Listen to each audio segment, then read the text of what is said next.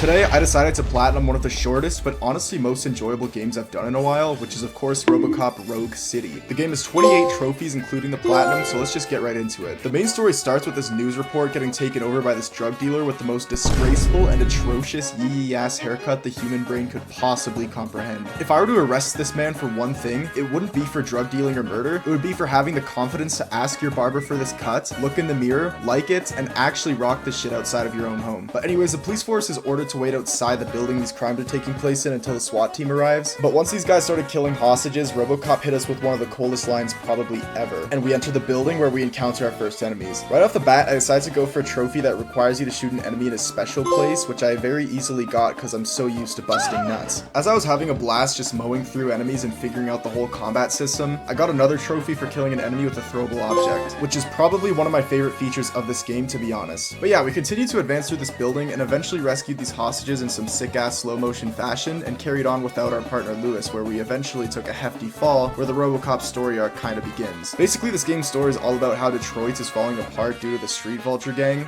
and RoboCop's human side is kind of coming back and toying with his code, or however you want to put it. An example of this is when we go to rescue the final hostages at the top of the building, and RoboCop hesitates to shoot this guy despite him threatening the hostage's life. Thankfully, our partner Lewis took the shot though, and that was the introduction to RoboCop Rogue City. RoboCop then had to go get an evaluation, which is basically just a fancy word for a therapy session, which this game makes you do like 100 times over throughout the story. But yeah, I then went down to the shooting range to try what people claim to be the hardest trophy in the game, which is scoring 250 points. Me being the absolute goat I am, got this my very first try, along with the following easier shooting trophies right after. We then get to leave the precinct and enter the open world of sweet, sweet Detroit for the first time. The first thing we did here was go to the arcade where we had to question this fat guy about a dude named Soot, who is the guy I was making a mighty guffaw over at the start of this video. Of course, Fatty doesn't want to cooperate, so I had to find reasonable suspicion in order to investigate the private area of the arcade he decided to fuck off into. So we eventually end up finding this kid absolutely blasted on Nuke, which is basically like the most popular drug in this game. But anyways, he informs us that every arcade employee sells Nuke to kids and even has a huge stash in the basement. So with our newly acquired warrant, we busted the door down and made absolute patty cake of these bozos in the basement, including the fat guy, of course. Soot was not there though, of course, so I left the arcade in order to keep looking for him, where I ended up getting a trophy for issuing a ticket on some poor soul's car. We then saved some homeless guy named Pickle who totally snitched on Soot and told me exactly where he was. But before I could do that, I had to go back to the arcade for a trophy I actually missed, which was for finding this secret button. This then opened the door to a hidden loot room where I found an OCP disc for another trophy. OCP discs basically just give you a skill point if you're wondering. But yeah, we then went to the location Pickle told us Soot would be in, and he was indeed there hosting an underground concert of some sort. RoboCop's presence of course scared the entire audience away because everyone here is high on Nuke.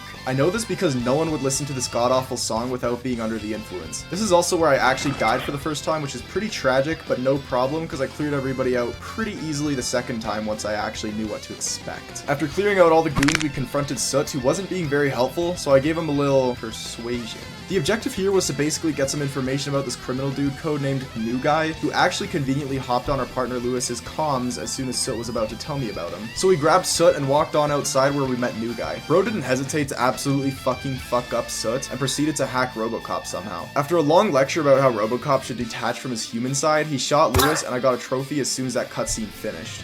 We then got introduced to the upgrade board for RoboCop's pistol, where we got a trophy for applying any upgrade. Shortly after that, the dickhead of this game named Becker revoked our permission to pursue any cases and gave Mr. Zest City the job of keeping us away from said cases. I don't really know what bro expected this guy to do because we very easily just left the precinct and went to the steel mill in order to find a missing officer named Briggs. This mission was both very fun but very cancer because we got introduced to these biker guys who are very fast and annoying, but they are needed for a trophy soon, so whatevs. For now though, we first had to intimidate the biker dude into telling me where Briggs is, which eventually led us to this warehouse where we saw a tape of Briggs getting tortured. After fighting our way through the quarry, we eventually found this freezer room with Officer Briggs' body and numerous others in it. This gave Officer Zestfest a change in heart and finally decided to get us some backup, which consisted of some officers and this massive fuck-off robot that actually ends up malfunctioning similar to RoboCop right after we arrest the biker that was torturing Briggs earlier. We of course easily take him down and got a trophy for finally completing that mission. After heading back to the precinct, we get news of a bank robbery, so we of course go there right away. The bank also has a bomb in here according to the SWAT guy, so we head straight to the vault to defuse it. In the vault, however, there was more than just a bomb, there was a bank manager attached to it. I, of course, had to be the one to defuse it, but let me tell you, this was absolutely AIDS. I failed numerous times, which is kind of a big deal because the game makes you kill all the enemies and analyze the wires